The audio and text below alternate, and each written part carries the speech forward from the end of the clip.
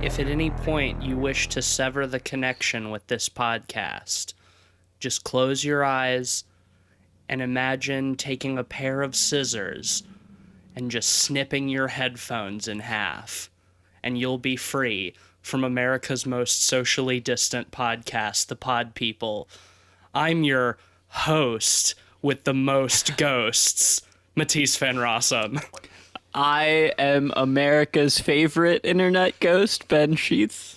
And I'm back from the asshole plane. It's Cleveland Mosier. How y'all doing? We got him back. Yeah, thank you for our listeners who, whoever you were, who got the amulet and broke the space-time threshold and saved Cleveland. He's currently covered in a weird neon sort of smegma. But I usually am, so that's all right. Yeah, he seems to be in one piece. So we've tried to hose him off, but it hasn't been working, so we just decided to leave him as is. So I've got a couple theories. I'm pretty sure I'm not the exact same Cleveland that y'all knew and loved. The sponsor shelf, as it takes, it also gives, and vice versa. So I'm pretty sure I'm from a parallel plane, and I'm still trying to figure out what the changes are. What's going on in this realm? What's different? What are we going to find out? And if either of y'all find out during the episode, maybe you'll get a special prize.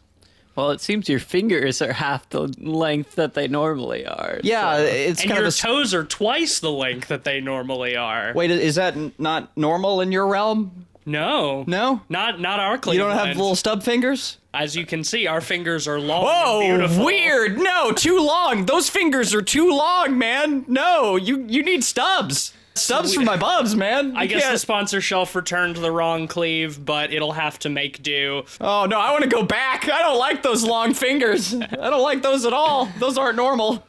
Well, this week, we are talking about the new 2020 Shudder exclusive film Host, not to be confused with The Host, or The Host, or The Host, but it's its own film, directed by Rob Savage and starring Haley Bishop, Gemma Moore, Emma Louise Webb, Radina Drendova, Caroline Ward, and Salyn Baxter.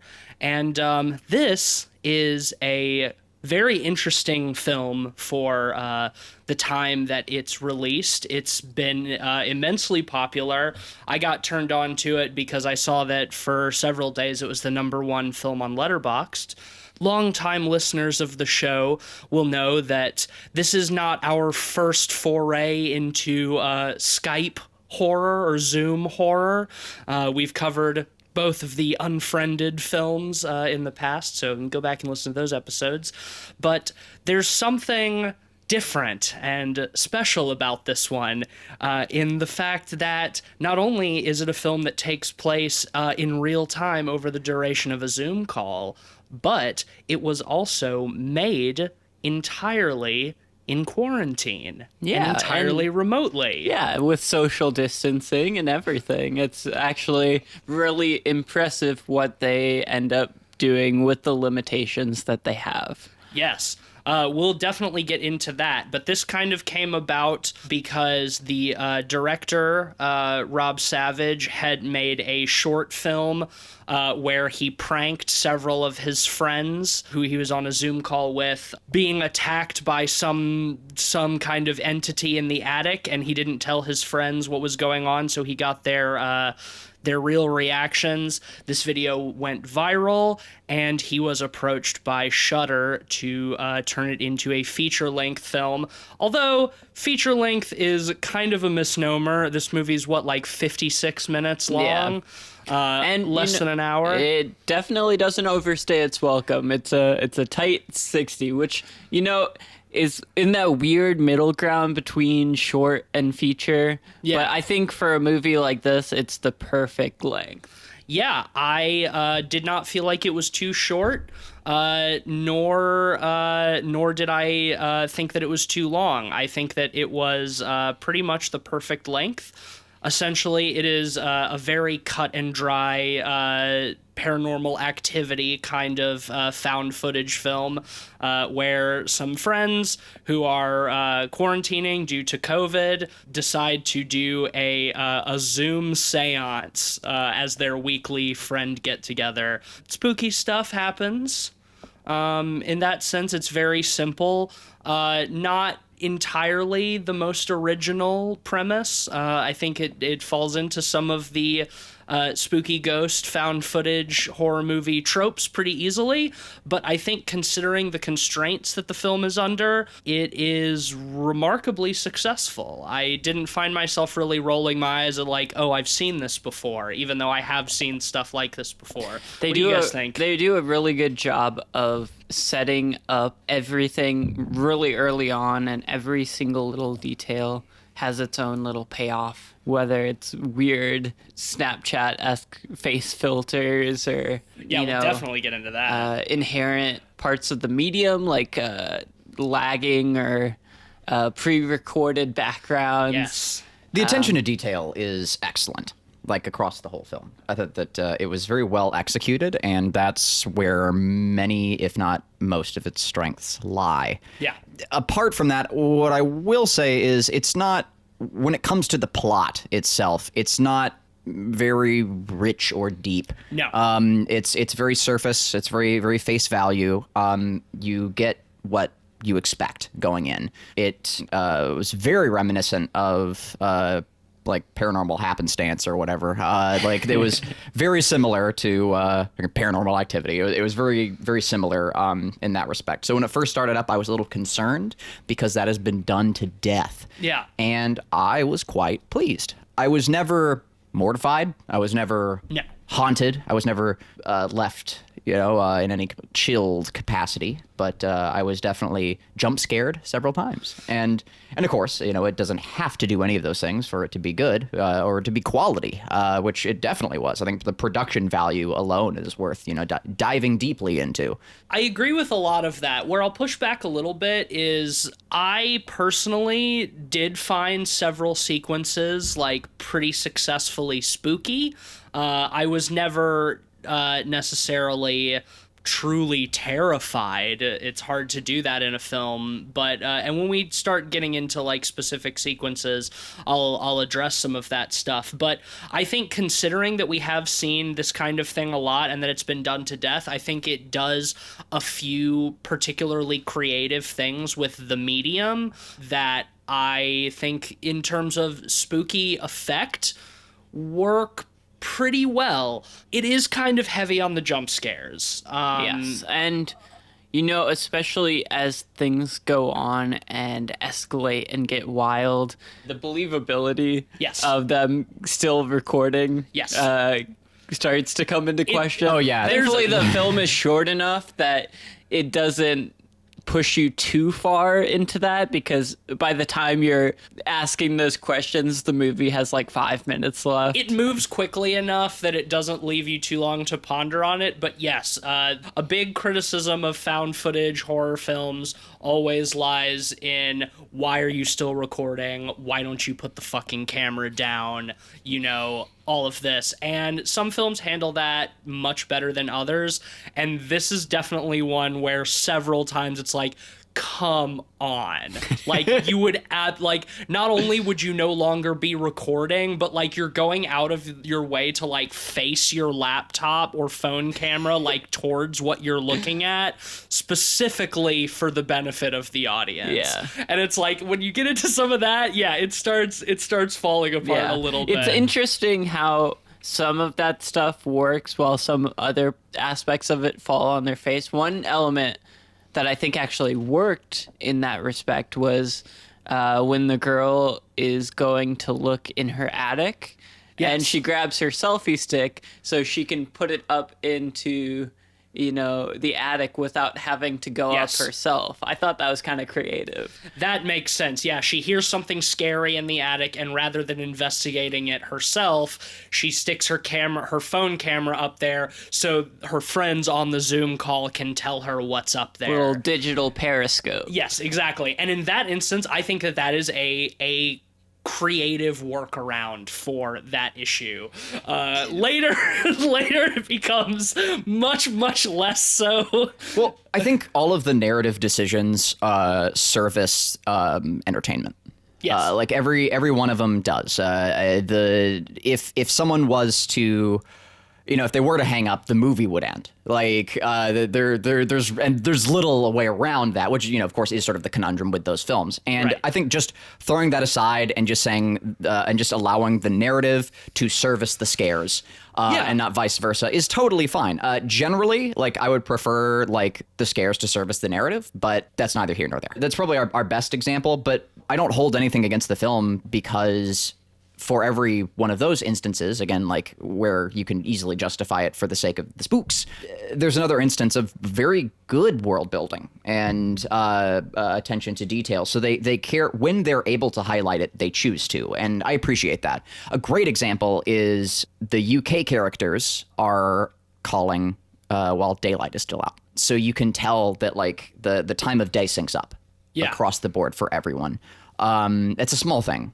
But well, considering that the film was recorded remotely, everybody in their own apartments filming themselves, that would make sense. What we were seeing was the characters' actual places where they actually live, and there was all kinds of like coaching and stuff so they could teach them remotely how to set up specific special effects so they could do it themselves, which I think is pretty fucking cool. It's and I extremely cool. mean, DIY is like such a foundation of indie horror that it's really cool to see it pushed onto this film out of necessity to the film's benefit. And Right. In a lot of ways, I think this movie really, really makes the most of the DIY nature of all that stuff. Definitely. I wonder, I'd love to see some behind the scenes for this movie and like know like just how often they cut, and what sort of little, like tricks and techniques they would use to sync that up, because it does feel like one continuous sequence. There are a few times where like like the laptop gets spun around or something and they could very easily have like hidden a take there, but largely it feels seamless. Well, the trick a lot of times is with Zoom calls, you get that group shot and then you get individual cuts shots on its own. Yeah, and they can cleverly use that to Exactly. separate shots. That's probably where they hit many, if not without most. breaking the And also, real-time stuff. and also just because of that aspect of Zoom, it allows you to get better reaction shots of the characters instead of just constantly working with the collage view that like when somebody is talking or something, it does cut to them. So you get their reaction and that feels seamless. I mean, I think anybody who's been using Zoom a lot these last few months, which is a shitload of people, will feel either a sense of comfort or a supreme sense of discomfort with this movie, because I think it's hard to not associate Zoom with work in many ways. So I think it's just the Zoom interface is kind of maybe inherently horrifying for a lot of working people. It's very effective too, and it feels organic in when it cuts to the people's faces. Like it feels like it is just cutting it in a Zoom call, like it is like whenever someone is making noise. Often like it cuts to a person's face, or it highlights that person, I guess is a better way of phrasing it. And in tandem with the tension, when it's effective for the audience to be looking at multiple images and trying to find anything in any of the 4 or 6 people. The 4 or 6 shots, which is really engaging. It's fun, like flitting your eye around and like looking for maybe something in the background that's gonna, like hide in the shadows. As much as I'm fairly neutral towards jump scares, I tend to prefer like more quiet, dreadful films. But I do love a sequence. I do love a good long hallway with a scary that might be in it. I do. I'm a big fan of that, and this movie's riddled with it. Lots of good setups for person in foreground and maybe something in the hallway behind. I think still one of my favorite sequences of that is probably from a film like The Strangers, just like those people, they first appear, behind Liv Tyler. I'm a big old fan of that. It's cheap and it's good and I like it. That's all. Well, let's get into characters and plot a little bit. It's pretty simple. The characters are all using their real life actors' names, so that's easy. We have Haley, who's our one American, who is the one who knows this medium who is setting up the seance, and then her friends Gemma, who is kind of a prankster who does not take this shit seriously at all, to the rest of the characters' detriment. We'll get into that. Then we have Emma, which is, granted, a little bit confusing, having a Gemma and an Emma. It's a lot bit. It's pretty confusing. Emma, who is one of the ones who is... several of them are drinking a lot, but she's kind of one of the ones who's like very into the drinking game that they're playing. Well, I've got that. Yeah, whenever anyone says astral plane. Anytime the medium says the astral plane, take a shot, which is a pretty funny bit, and the way that they all try to like take shots just off camera so that they don't get spotted is good. Yeah, very believable. We have Radina, who lives with her boyfriend, who we see arguing with him a lot. So it's important to several instances that there's supposed to be somebody else in her apartment. And then we have Caroline, who is the scarediest one out of all of them, who doesn't really want to do the seance because she's freaked out that something will happen. But, you know, some good-natured peer pressure convinces her that it's going to be okay. Spoiler alert, it's not. And then there's the medium, who is named Salen, who is kind of... I like the way that they present her, because she's kind of what you would expect from a medium, kind of like hippy-dippy, new-agey thing, uses the term astral plane a lot, but, you know, she's Scottish, so you can't trust her. Yeah, well, and she also gets... delivery in the middle of the seance. Yeah, so the idea is, and I think it's an inherently kind of ridiculous premise, but also fun, is that, well, you don't actually have to all be in the same room to have a seance. You can have a seance via the medium of Zoom. You know, so we get this whole thing with her, like, explaining what it's going to be, what you might feel, what you might experience, and, oh, if you start feeling like you want to sever your connection with the astral plane, do some, you know, mumbo jumbo where you like envision a rope around your waist that like leads out your front door and imagine yourself cutting it with a pair of scissors or a knife or something. It's setting everybody up to be like, well, yeah, this is obviously fake. Like it's much too far-fetched to be true.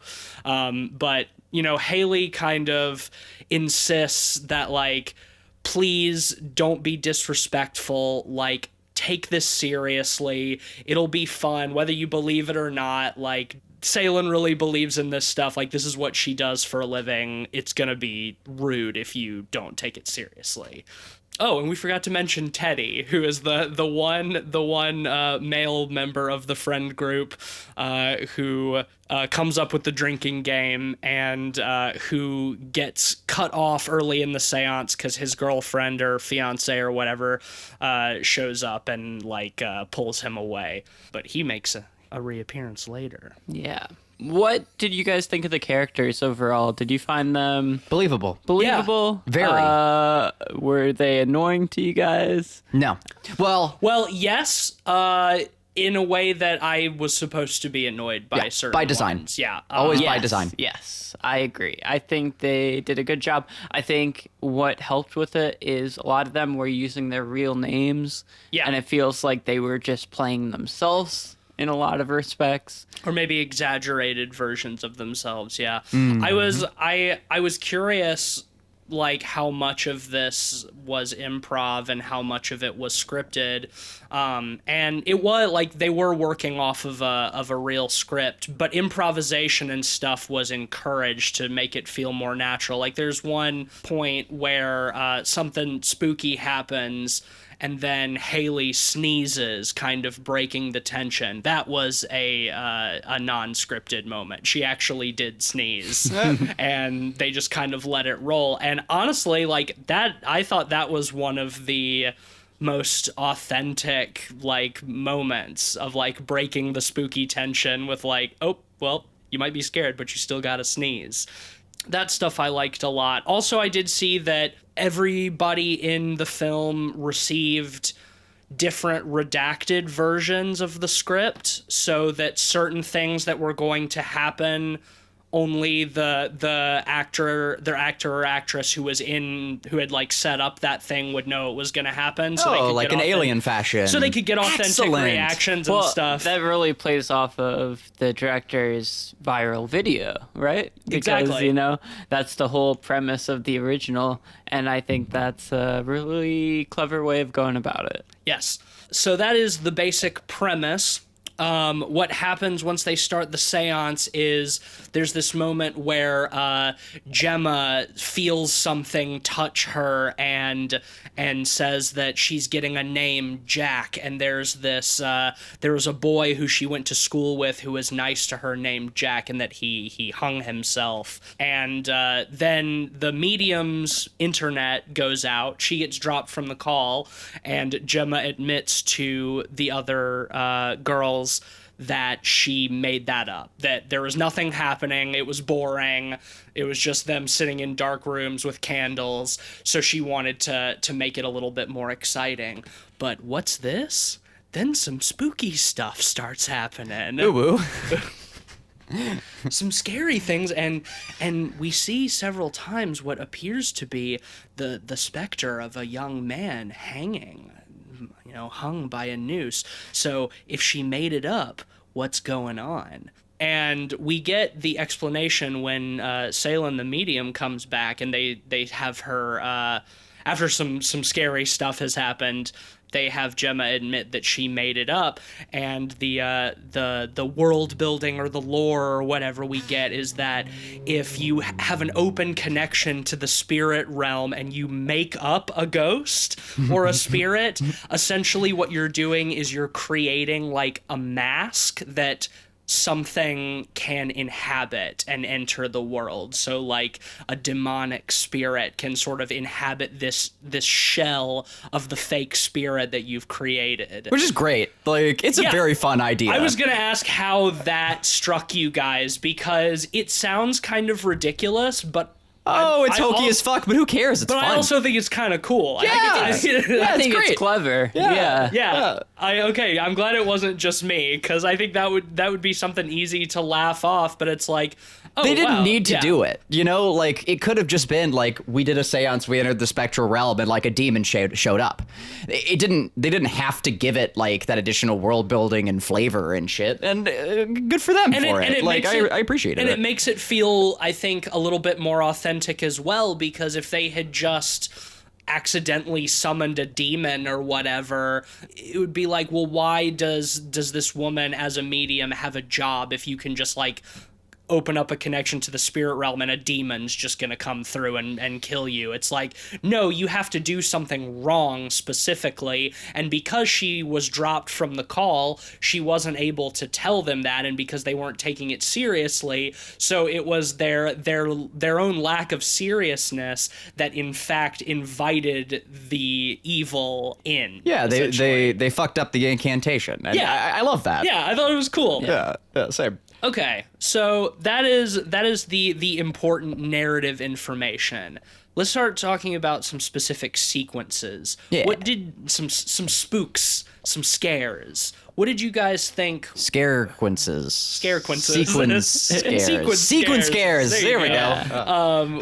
What were some scary set pieces that you guys found particularly effective? There's a couple to talk about. One of my favorites is early on in the movie. One of the characters, I can't remember their name. They make a video of their background. Yes, that's Caroline. Yeah, Caroline makes a video of her background to look like she's checking her cabinet and kind of she, like, walking walks about. in, yeah. checking her phone, and, you know, it's a pre-recorded video loop to play behind her.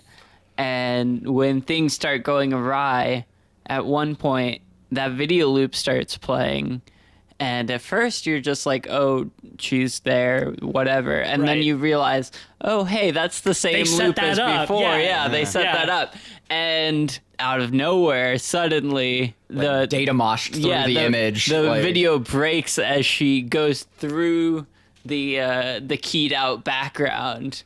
Yes. And you see her bloodied face Smashing and- into the computer. Yeah, on top of that, over and over yeah, again. it's after really that, well done. A It's- couple minutes after that, you get that part where, you know, you still see the video background, and then suddenly you see chunks of text sent to the channel, essentially. Yeah. To the group, and you're like, these are weird random strings of text. What's going on? And then suddenly the video breaks through again, and you realize her head is being slammed against the Into the keyboard, and yeah. sending Fuck. those messages. I thought that was missed that incredibly- detail. That's really incredibly smart. effective. Yeah. Yeah. It's great, and that is a fantastic, just one of several examples of like the ingenuity and using the medium of Zoom specifically, and also in a culturally relevant way during the pandemic, because you see just online and YouTube and Twitter and stuff, like people doing shit like that where they make pre-recorded videos of themselves to use as their background and then do like funny stuff with it. So it's like that's an aspect of the culture that has arisen around Zoom that they use to make a really effective scare sequence. Thought that was awesome. What about you, Cleve? What was a sequence that you were particularly into? I think that the doppelganger background is probably the creepiest of them all. Honestly, I think the thing that gave me the creeps the most was probably stuff that wasn't even actually there. Like any artifacting in the background that like could have been like a dark shadow or something moving across is probably what spooked me the most, if we're being real. Like probably my mind trying to build imagery was probably the scariest thing about it. And I think there's a lot you can do with that. A lot more that could be done with that as well. But everything with Ted is fun. It's some by of the then more it's over-the-top stuff. Yeah, it's all very like haunted housey by then. Which I think does describe this movie pretty well. It's a well-made haunted house. But other sequences. One sequence. The floating mask. Yeah, I was about to Yeah. say that one's awesome. That was probably my favorite sequence. Yeah, so to explain it a little bit more, you know, they set up the almost sort of Snapchat filter masks, Facial recognition that puts some kind of and silly face on you. that pays off later when one of the characters scans the room and they see a mask with no person connected to it. And obviously, as a viewer, your mind goes to, oh, it's recognizing a ghost there. Right. Well, what's particularly effective is like, because, you know, there's all kinds of fun stuff like playing around with those facial recognitions and see like what it recognizes as a face and what it doesn't. But the mask stays stationary regardless of her moving around it, so you know it's not just like the camera finding weird shapes or patterns that it thinks is a face. It's like it's recognizing a face that we can't see, and it turning to look at her is a little bit hokey, but like overall that whole sequence is extremely well done. I thought it was really creepy when it Yeah. turned and faced her. That's the turning point in the sequence where you go from, oh, maybe this is a glitched out face recognition thing to realizing, oh no, It's the this is ghost, actually yeah. something malicious. And it's a creepy mask. It's like a weird makeup face. Yeah, no, it's spooky. I like that, and like other uses of the facial filters. Like Emma is the character who keeps using the facial filters, and at one point she like forgets to turn it off, and it's like she's like hiding under her blankets, like crying and cowering, and it's just got like a reptile face on her face, like sticking its tongue out. And I thought that was really that was a really fun touch. It's kind of silly, but also once again adds that nice little layer of authenticity. To double back just a little bit to some of the more subtle stuff like you were talking about, Cleveland, I still couldn't quite tell if this was intentional or not, but did you guys notice that like at certain points, like different people's cameras would be kind of like breathing a little bit, like kind of going in and out of focus? I noticed that a lot, and I was trying to figure out if it was like an intentional thing, like it was supposed to be like heralding the presence of the ghost when the camera was kind of like struggling to find focus. It was like maybe sensing that other presence in the room. Still can't tell if that was intentional or if it was just like a zoom thing or just like cameras being cameras. Yeah. Did you guys notice that at all? I mean, if it was intentional, it's like a really subtle thing. Yeah. It's so subtle that I don't think it reads super well either way. That's why I was kind of confused about it, because I like when I first saw it I was like, oh, okay, that's kind of cool, but then when it never has a payoff I'm like, is that even something intentional that I'm looking at, or is that just... Well, on the other side of the spectrum, for things that try to be played off as part of the medium of Zoom, but is done very unsubtly, in my opinion, is a lot of the sound effects and backing sound. Like when spooky things are about to happen, it almost sounds like there's a Geiger counter in the background. Like it has that crackling and wavy sound. Oh, yeah, in the background. Okay. And it's a kind of like audio distortion. Yeah, and it's obvious, that's supposed to symbolize the presence being there, but it's very not subtle. It's very, unlike the zooming in and out. Yeah, it's telegraphing for sure.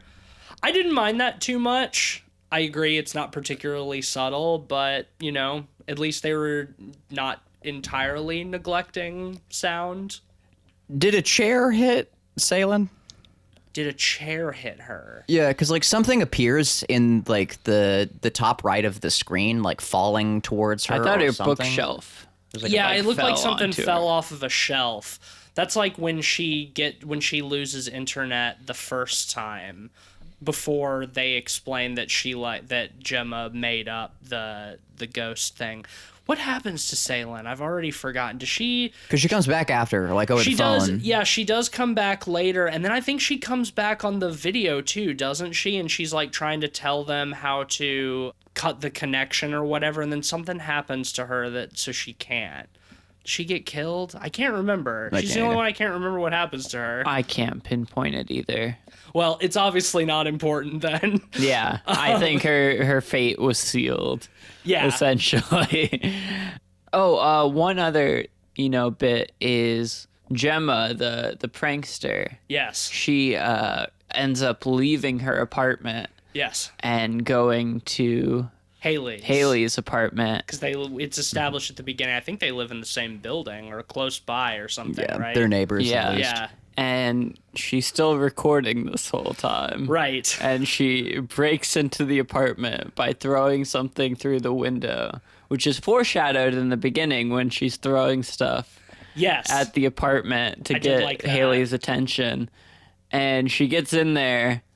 She's looking around, and immediately she gets knocked out by like a wine bottle or something just flies off the shelf and smashes. I found that was cartoon that shit. bit very funny. Yeah. I don't know if it was intentionally funny, but it was very funny. I agree. It's very slapstick. Yeah, it was like Looney Tunes. I thought it was funny. I don't know if it was funny in a successful way or not. But that before she runs out of the house, she still remembers to put on her PPE mask. Like, even though she's being chased by a ghost, she remembers to put the mask on. But she doesn't put it over her fucking nose. So what's even the point? Well, I think we're about ready to talk about like the ending and some of the more over the top stuff, like Teddy's death. Yes. Is there anything else you guys want to talk about before that? I don't think so. Nope. Yeah, so Teddy comes back into the call, like well into the spooky and scary stuff. He tries to freak them out by like cutting his camera on and like having a puppet like dance in front of it. But they're trying to tell him like, hey, something spooky is going on, and he doesn't believe it. It's the old "there's a monster right behind you." Right, like, exactly. trope. Yeah. And then, he gets, his shit gets rocked in like a major way. That's the first time that we really see like the spooky ghost. Yeah. Well, I mean, every time we see it, it takes sort of a different form. Well, you know, the like first- it's many faces, The first few many times, masks. Ugh. the first few times we see it, it's like the hanging boy. But then when it shows up in Teddy's house, it's a more like outwardly demonic kind of form. And that's where it's just like fucking jump scares galore, Yep. one after another. It's like he's running up the stairs, and then all of a sudden the demon's on the stairs, and then he runs back downstairs, and then he's hiding under the pool table, and the demon's under the pool table, and then he runs outside, and we get this. This I think was too much. When we see his girlfriend or his wife or whatever, like Levitated into the air. Yeah. levitated like 20 feet above the swimming pool, and then it like breaks her neck and she falls into the pool. It's like I did not want that much from this movie. I wish they had kept that a little bit more subtle. I will say, pretty impressive to do under quarantine, I guess. They did it. But, They done did it somehow. that whole Teddy's whole, and then Teddy gets set on fire. Yep. Which is kind of a cool effect, but I think Teddy's whole third act arc is very, very paranormal activity. Yes, in You kind of know? a bad way. Yes, I would agree. I think it's very haunted house, like you were saying, Cleve. It feels like a ride at that point. I mean, in that sense, like it's effectively done, I suppose. When I say that it's like paranormal activity in a bad way, it's just like not what I particularly wanted from this movie, in terms of the effects and the execution. Like, once again, it's fine. It's a spooky haunted house. Teddy getting set on fire is a little bit ridiculous, but whatever. And then we cut back to Gemma and Haley, who are in the apartment, because earlier we see Haley get like dragged out of the room, that is very paranormal activity. And we assume she's dead, but Gemma comes to after being bashed by the wine bottle and finds that Haley is chill. She's cool. She's fine. I don't know why in that instance the demon didn't kill her. Just kind of dragged her into another room and left her there. Demons always play with their food. That's the whole idea. I guess so, yeah. They're tricksters. They like to they want to fuck around. So like the demon isn't like like a super soldier Yeah. or anything. It's not trying to kill as quickly and efficiently as possible. It's trying to be a demon and fuck around. It's trying to be scary. yeah. So you get away with it. Well, they end up together, and Gemma is still filming for some reason, and the power goes out in Haley's apartment, and they do the extremely tropey thing of using the flash on a camera to illuminate the dark space Polaroid. as they move through it, like the old fatal frame. the old fatal frame. They've done that they did that in fucking Mama. They did that in fucking Saw, the original one. Like, that's been done to death. But Like, at least like it makes sense for the character. Like I feel like she would. it's established, yeah, when they first get on the call, she says, everybody smile, and then takes a Polaroid of, like, the collage view of the Zoom screen or whatever. And, of course, as they move into the living room, one of the times when she flashes, the demon is there, as we expect.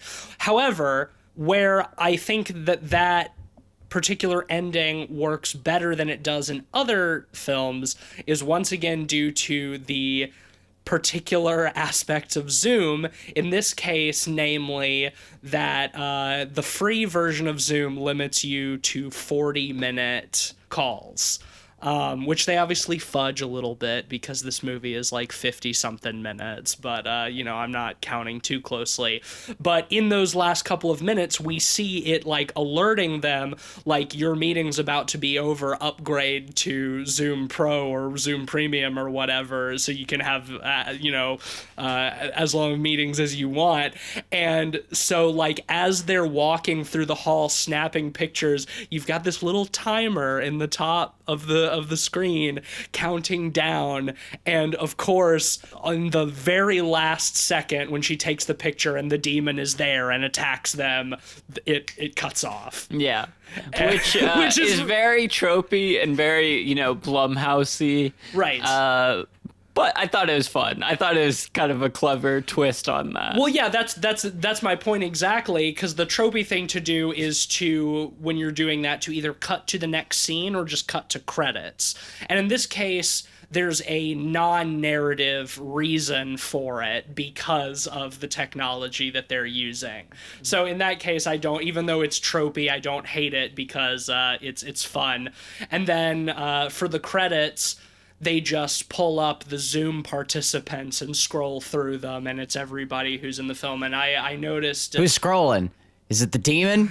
Yeah, is the demon making sure everyone gets credited? Probably. I like to imagine there's one person on the Zoom call that just had their camera muted the whole time, and they were just watching everything. Like, oh shit, yeah, damn, this is crazy. Damn, this is crazy. I do want to mention that when the film first booted up, I knew nothing about it going in, and I thought that it was like a bad torrent, and that like someone had just put up a screen cap program, and we watched it on We Shudder. watched it on Shudder. That's the funny thing. It's for once we didn't torrent it. But yeah, I noticed in the credits that there were a grand total of 46 people involved in the production of this movie. So honestly, a larger crew than I would expect.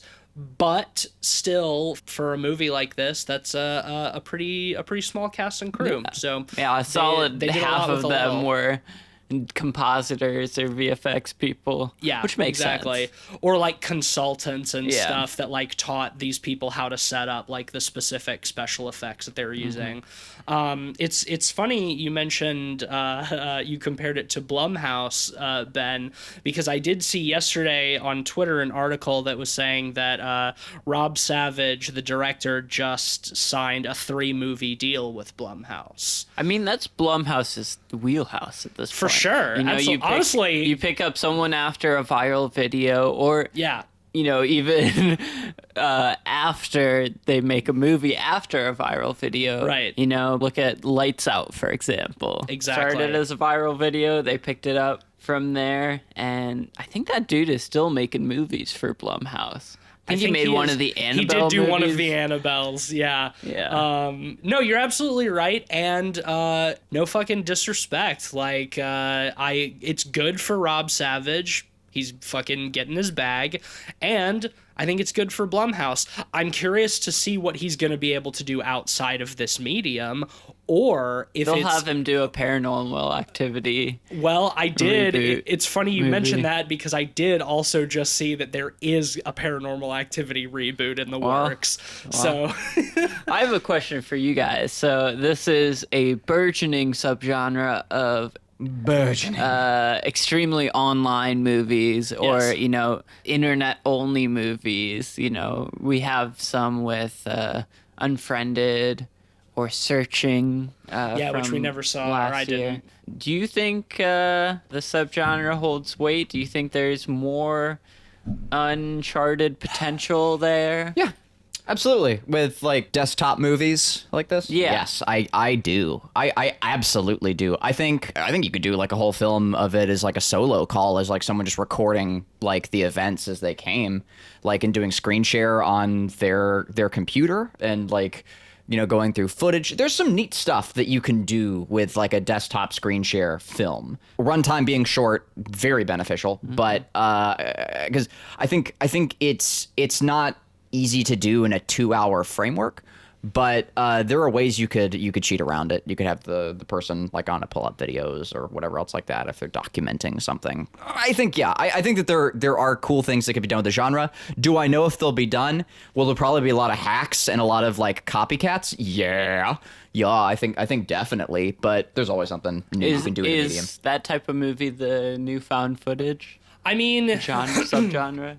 perhaps. I think that there is mileage to be gotten out of this, but I think for it to be enduring and successful, you have to find really creative filmmakers who have like really new ideas, because I think it's at a certain point it's hard to do something new with this.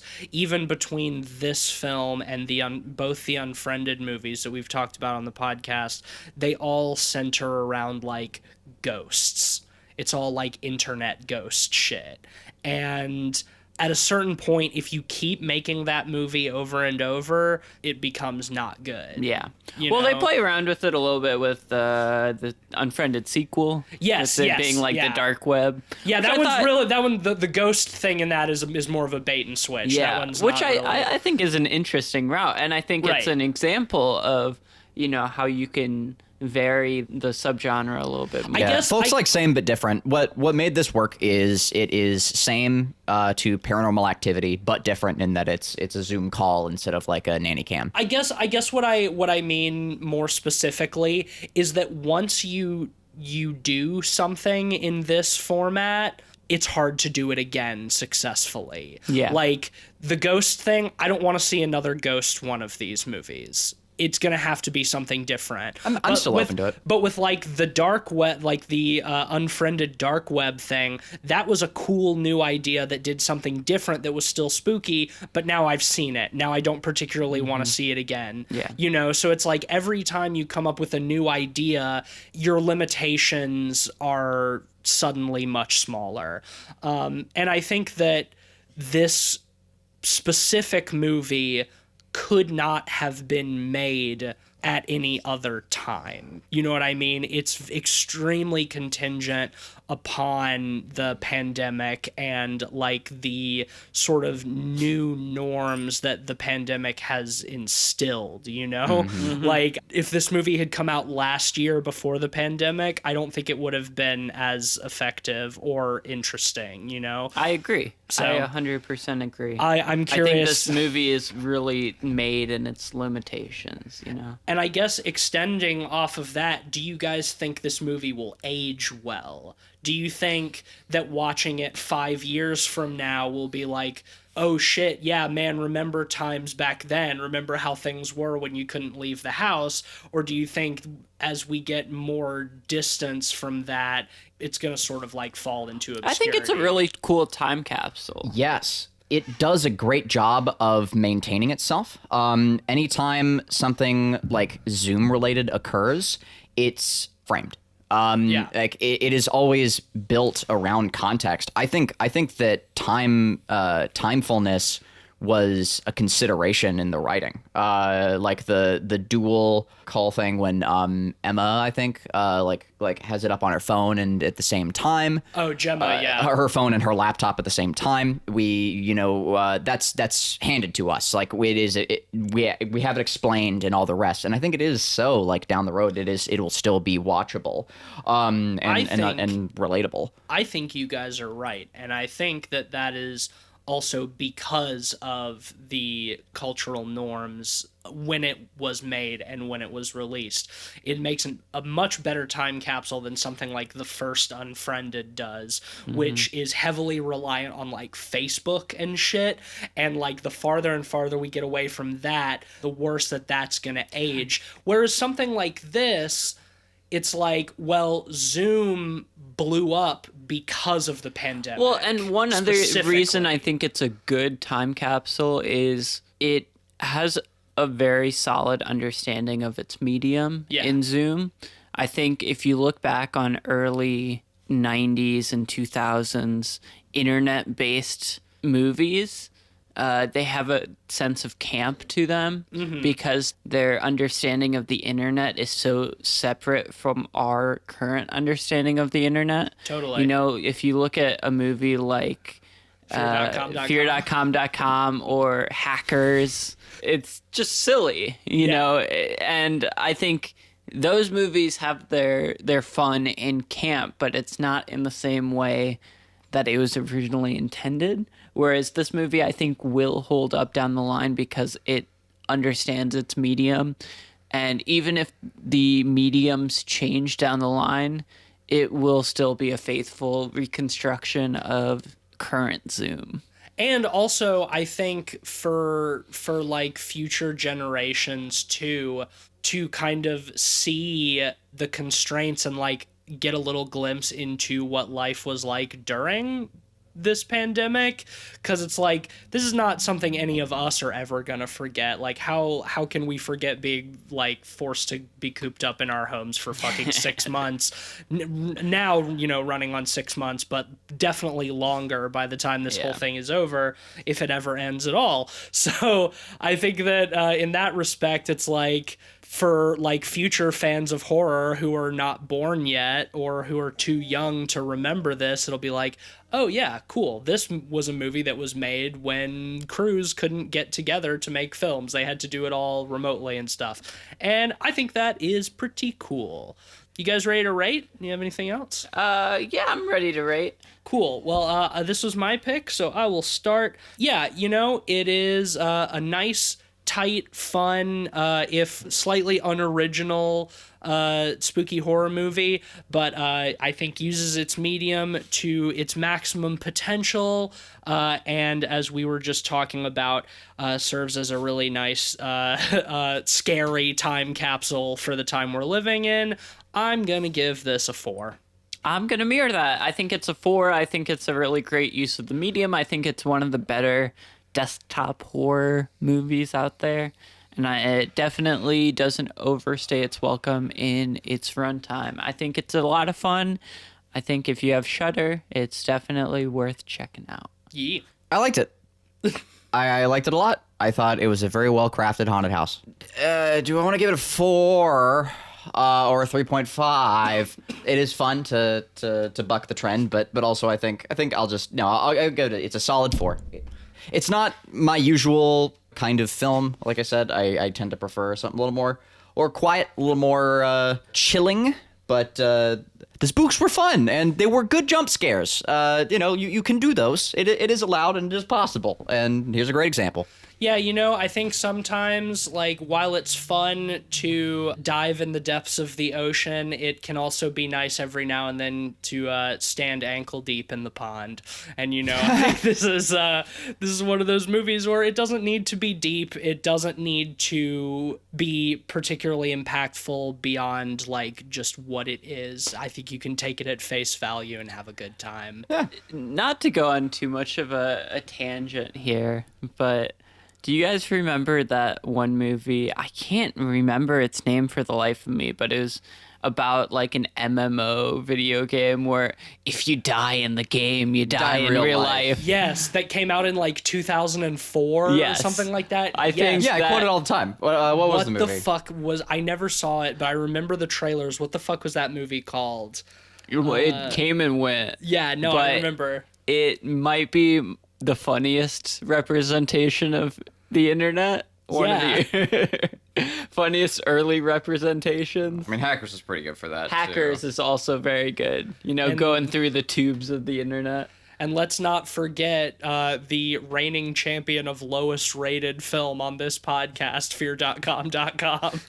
Still, even though we watched it on our second episode, still the worst film we've ever talked about on this podcast. Yeah, that's a unanimous 4 out of 5 for host. Stay Alive was that Stay Alive. Yes, that's what it was. That's what it was. What a weird movie. Yeah, fuck.